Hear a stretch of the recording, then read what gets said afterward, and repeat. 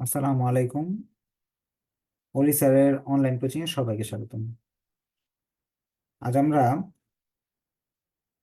Management accounting এর flexible budget এর problem 3 করব।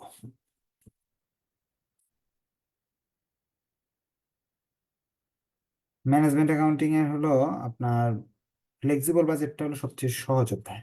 ধরেন এখানে ম্যানেজমেন্ট অ্যাকাউন্টিং এর এই চ্যাপ্টার গুলো আছে, এইগুলো আমার যে সবচেয়ে সহজ হলো ফ্লেক্সিবল বাজেট। আমি সবার শুরুতে এটা পড়াই, কারণ সহজটা থেকে আগে ভাগে আপনার 10 নাম্বার যাতে আপনারা সহজে আয়ত্তে নিয়ে আসতে পারেন। চ্যাপ্টার 2টা থেকে প্রশ্ন আসে বা আসে না, 3 থেকে প্রশ্ন খুব কঠিন হয় আসে, এরকম সিরিয়ালি পড়ালে আপনাদের জন্য ক্ষতি। এই জন্য সবার ফার্স্টে ফ্লেক্সিবল বাজেটটা করানো হয়, যেহেতু আপনাদের 10 নাম্বার আগে দরকার। ফ্লেক্সিবল বাজেট থেকে আমরা 2টা ক্লাস করছি, যারা নতুন আছেন তারা একটু কষ্ট করে এই আগে 2টা ক্লাস করে নেবেন, তাহলে আজকের ক্লাসটা বুঝতে আপনার সহজ হবে। আর ম্যানেজমেন্ট অ্যাকাউন্টিং হলো থার্ড ইয়ার এর জন্য সবচেয়ে একটা জটিল বই। এই বইয়ের অনেক ছাত্র ছাত্র ফেল করে, কারণ হলো এখানে ম্যাথ গুলো আসে হলো ইংরেজিতে, বাংলায় আসে না। সরি, থিওরিটাও ইংরেজিতে আসে, ম্যাথ তেমনি ইংরেজিতে আসে, থিওরি লেখা যায় না। এই জন্য আপনাদের বাঁচার জন্য এই অধ্যায় এই বইটা আগে বেশি ভালো ভালো করে পড়বেন।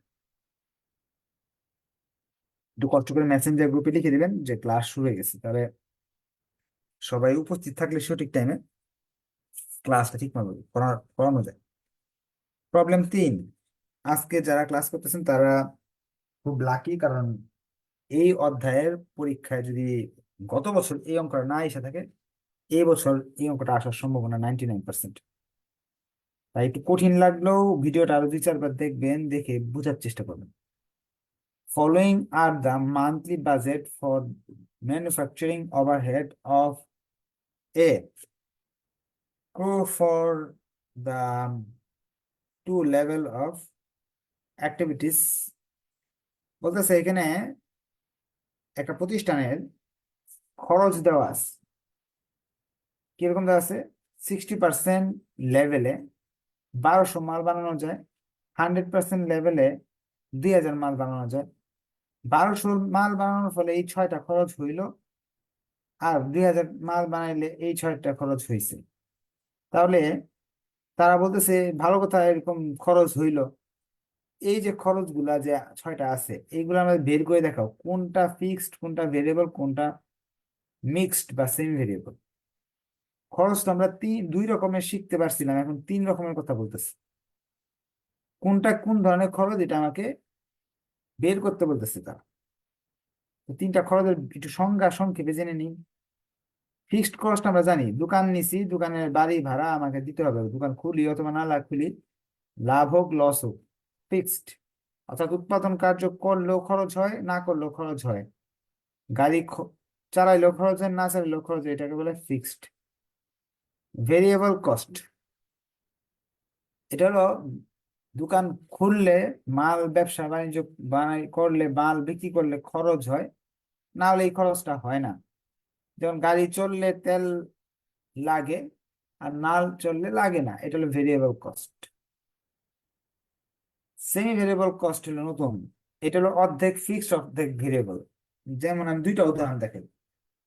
বিদ্যুৎ বিল, যাদের প্রিপেড না পোস্ট পেইড বা টিএনটি লাইন যাদের আছে, তারা যদি আপনি এক মাসে 1 মিনিটও কথা না বলেন, তাহলেও 150 টাকা 100 টাকার মতো বিল আসে। বা বিদ্যুৎ যদি একটু ব্যবহার না করেন, 1 ফোঁটাও ব্যবহার না করেন, তাহলে 100 150 বিল আসে দেখবেন। এরপরে যদি বেশি বেশি ব্যবহার করেন, বেশি বেশি চার্জ করে। তার মানে এই বিদ্যুৎ বিলের মাঝে ভেরিয়েবল অংশ আছে, যে বেশি ব্যবহার করলে বেশি আসবে, আবার ফিক্সড আছে, যে ব্যবহার যদি নাও করেন তাও 120 টাকা বিল আসতেছে।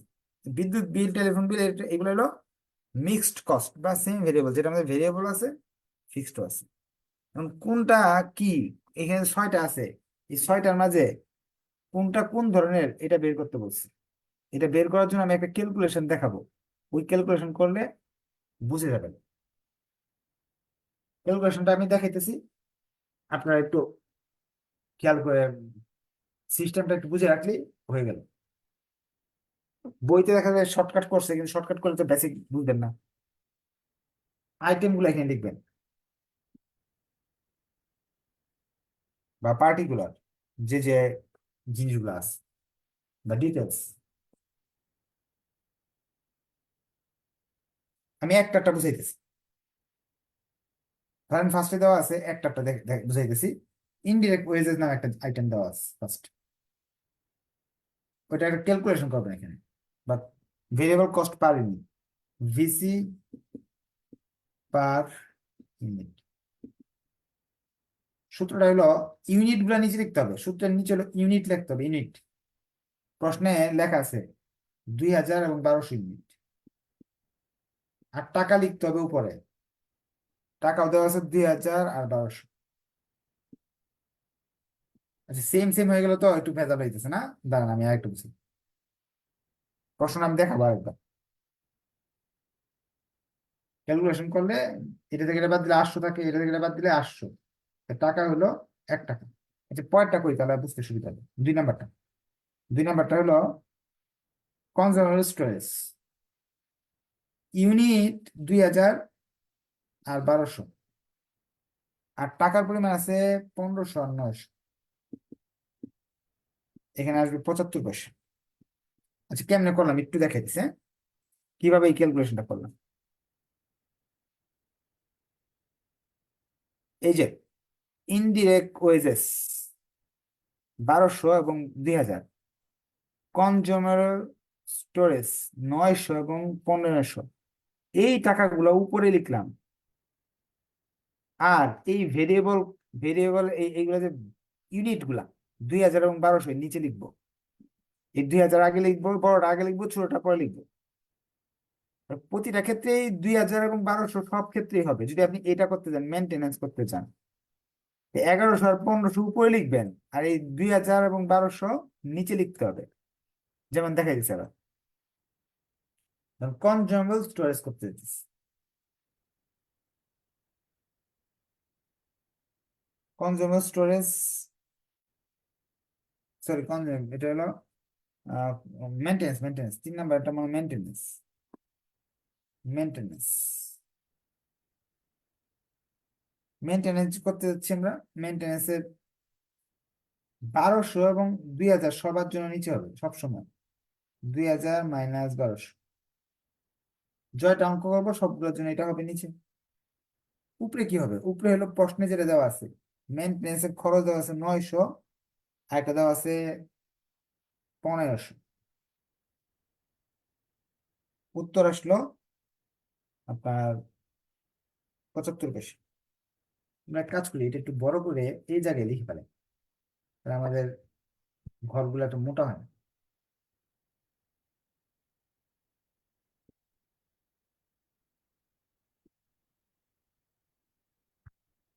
এইভাবে ভেরিয়েবল কস্ট কত হইলো বুঝতে পারতেছি। এরপরটা যদি হয়,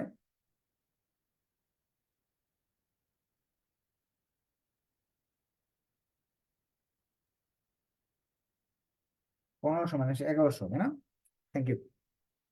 তো এরপরটা তো আপনারা বুঝতেছেন, power and fuel. Power and fuel করতে গেলে প্রথমে আপনার 2000 হবে, আর এদিকে হবে 1600। 2000 মাইনাস 1200,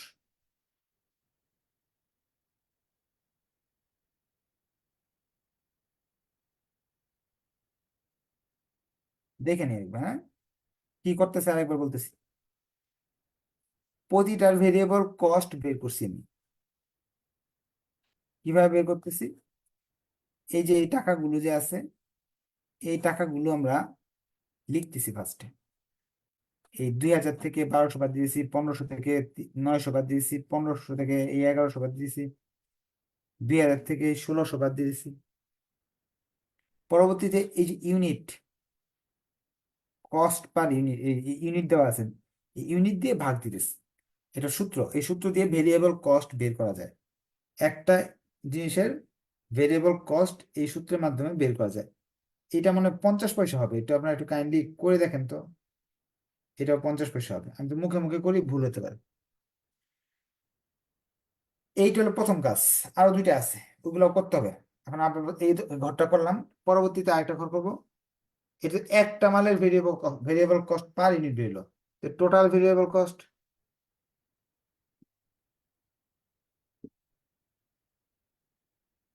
2000 মাল বানাতে গেলে, ধরেন 2000 মাল বানাতে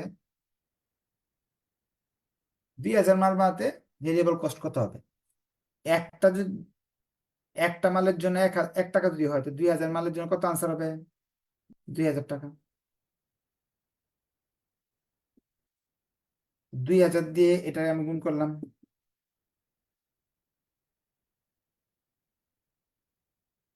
1500 টাকা।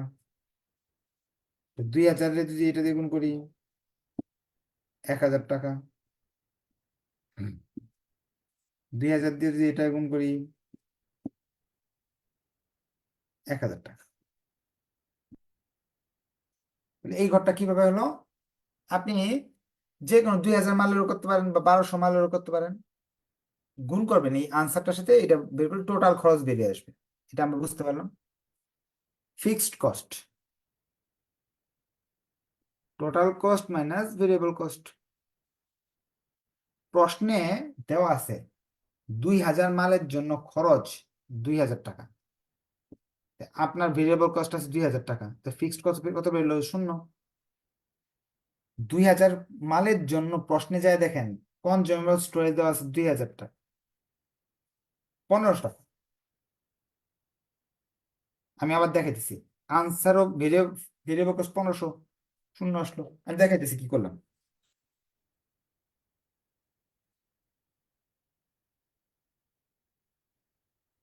2000, এই যে 2000 মাল যে বানাইতেছি, 2000 মালের জন্য বিভিন্ন খরচ দেওয়া আছে এখানে। এই খরচগুলো আমি লিখলাম। কত কত দেওয়া আছে? 2000 আছে, 1500 আছে, এটার 1500 আছে, এটার দেওয়া আছে হলো 2000 টাকা। এটা কি কস্ট? Total cost. প্রশ্নে দেওয়া আছে। এই প্রশ্ন থেকে ভেরিয়েবল কস্টের অংশটা আমি বাদ দিতেছি। এখানে আছে 2000, এখানে আছে 1500, এখানে আছে 1000, 500 টাকা বেরিয়ে। এখানে আছে 1000, 500 বেরিয়ে। দেখেন আমি কি করলাম, ভেরিয়েবল কস্টও বের করলাম, ফিক্সড কস্টও বের করলাম। ফিক্সড কস্ট বের করার জন্য টোটাল কস্ট থেকে ভেরিয়েবল কস্ট বাদ দিতে হয়েছে আমাকে। এখন ডিসিশন নেওয়ার পালা, যে কোনটা কি নেচার অফ এক্সপেন্স বা ডিসিশন বা রিমার্ক।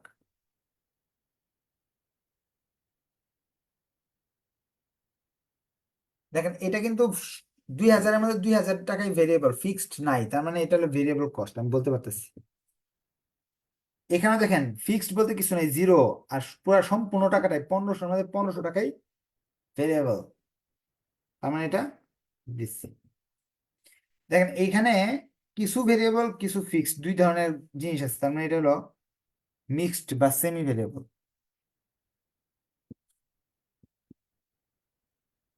এটাও কি এই ঘরেও টাকা আছে, এই ঘরে টাকা আছে, তাহলে এটা কি? এটাও মিক্সড কস্ট।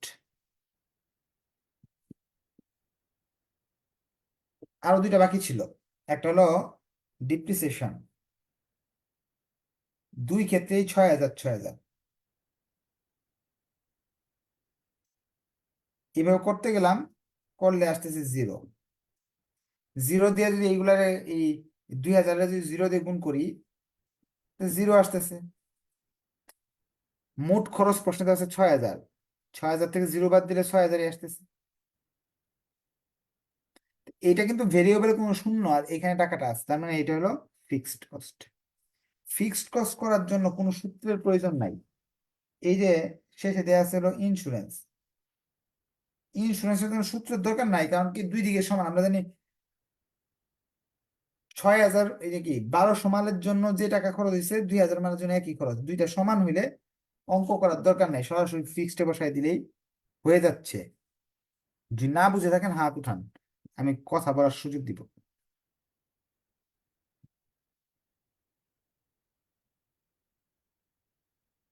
এটা 1000 হবে না? মুখে মুখে করলে ভুল হয়, আপনারা ক্যালকুলেশন ক্যালকুলেশন করে নেবেন। আবার বলতেছি, তারা এখানে বলতেছে এগুলাকে বের করে দেখাও কোনটা ফিক্সড, কোনটা ভেরিয়েবল, কোনটা সেমি ভেরিয়েবল। বের করার পদ্ধতি হলো ফার্স্টে ভেরিয়েবল কস্ট বের করতে হবে কতটুকু, কতটুকু ফিক্সড বের করতে হবে। ভেরিয়েবল কস্টের সূত্র হলো এই ইউনিটগুলো নিচে লিখতে হবে, এই টাকাগুলো উপরে লিখতে হবে, ভেরিয়েবল কস্টের পরিমাণ বেরিয়ে আসবে। পরবর্তীতে একটা মালের ভেরিয়েবল কস্ট বের করব। এই যে এখানে একটা মালের ভেরিয়েবল কস্ট আমি বের করছি।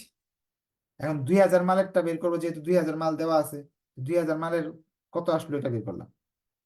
প্রশ্নে 2000 মালের জন্য কি খরচ দিছে সেটা লিখলাম, টোটাল কস্টটা। সেখান থেকে এই যে আমার আনসার যেগুলো বেরোলো সেগুলো বাদ দিলাম, অর্থাৎ টোটাল কস্ট প্রশ্নে যেটা দেওয়া ছিল 2000, total cost minus variable cost আমার বেরিয়েছে 2000, ফিক্সড কস্ট বেরোলো 0। এইভাবে প্রশ্নে যেটা দেওয়া আছে এটা থেকে এটা বাদ দিছি, বাদ দেওয়ার পর যে টাকাটা আসলো এটা হলো ফিক্সড এর ঘরে আসছে।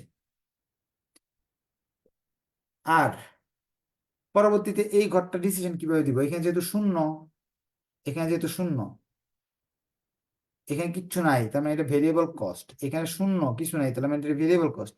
দুই ঘরের টাকা আছে তার মানে সেমি ভেরিয়েবল, এই দুই ঘরের টাকা আছে তার মানে সেমি ভেরিয়েবল। এখানে দেখতেছি এইগুলো তো কোনো টাকা নাই, ফিক্সড। নিচের দুইটা করারই দরকার নাই, কারণ কি প্রশ্নে দেওয়া আছে দুই জায়গায় সমান। প্রশ্নে যখন দুই জায়গায় সমান দেওয়া থাকবে, যে এই জায়গায় 6000 খরচ, এই জায়গায় 6000 খরচ, এটা দেখেই বোঝা যাবে এটা ফিক্সড। শেষ, আমাদের ভেরিয়েবল ফিক্সড ইন্ডিকেট করা শেষ, চিহ্নিত করা শেষ। বলছে প্রিপেয়ার ফ্লেক্সিবল বাজেট, এখন বাজেট করে দেখাবা। 70, 80, 90% অ্যাক্টিভিটি লেভেল, এই লেভেলগুলোতে ফ্লেক্সিবল বাজেট তৈরি করো। কোনো ব্যাপার না ফ্লেক্সিবল বাজেট তৈরি করা, আমরা এখনই করে ফেলতে পারবো। এই জায়গায় আমরা ফ্লেক্সিবল বাজেট তৈরি করতেছি। আমাদের যেহেতু এই ছকটা করা আছে, সো আমরা সরাসরি 100% লেভেল আর করলাম না। 100%-এর যে একটা ঘর করি না, ওইটা আর আজকে করলাম না, যেহেতু আমাদের দেওয়া আছে। কি দেওয়া আছে, এই যে এই ছকের মধ্যে ফিক্সড কস্ট গুলো সুন্দর করে দেওয়া আছে, এই জন্য আমি 100% লেভেলের করলাম না, সরাসরি যা যা চাইছে, চাইছে হলো 70, 80, 90, 2000 মালের 70% করতে হবে আমাকে 1400, 2000 মালের 80% করতে হবে 1600, 2000-এর 90% 1800। এখন ভেরিয়েবল কস্ট কোনগুলো, আমরা ফার্স্টে লিখবো ভিসি। দেখেন কোনগুলো ভেরিয়েবল, এই একটা, দুইটা, তিনটা, চারটা ভেরিয়েবল কস্ট। ছক থেকে দেখে দেখে বুঝতে পারতেছি। Indirect wages, consumer storage, maintenance, power and fuel, এরা হলো ভেরিয়েবল কস্ট। কই পাইলাম, এই যে ছক থেকে পাইছি। কস্ট পার ইউনিটেড যেগুলো আছে এগুলো লিখে ফেললাম। আমরা এখন জানি এই সংখ্যাগুলোর সঙ্গে এই সংখ্যাগুলোর গুণ করলে এই টাকাগুলো বেরিয়ে আসবে। আগের ক্লাস যারা করছেন তারা জানেন, আগের ক্লাস না করলে তারা জানেন না। 700, 700, 700, তারপর এটা আসবে,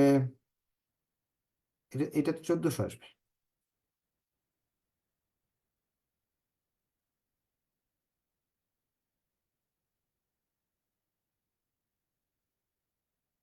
এখন আমার টোটাল বের করলাম, এইগুলো তো আমরা করতে পারবো আমরা, তারপর আমি করে দিতেছি, হ্যাঁ, যেহেতু অনেকে পারবে না এই জন্য করে দিতেছি।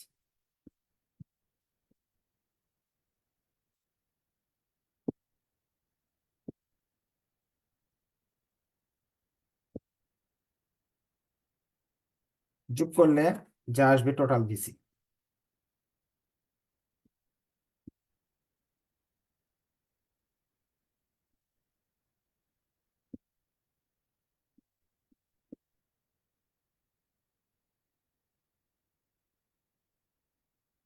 এখন এফসি, এফসি গুলো আমরা নির্ধারণ করছি। এই যে দেখেন, এফসির ঘর ছিল 500, 1000, 6000, 2000। চারটা আইটেমের নাম কি, এই যে এই চারটা জিনিস হলো এফসি। এগুলোর মান কত, 500, 1000, 6000, 2000। চারটার নাম লিখে টাকাগুলো বসাইলাম। চারটার নাম ছিল maintenance cost, power and fuel depreciation, insurance, এগুলোর জন্য আলাদা কোনো ঘর করতে হইতেছে না, সরাসরি লিখে ফেলতেছি। মেনটেনেন্স ছিল 500 করে,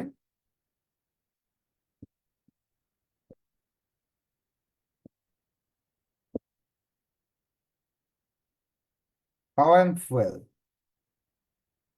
1000, এরপরে ছিল ডিপ্রিসিয়েশন 6000,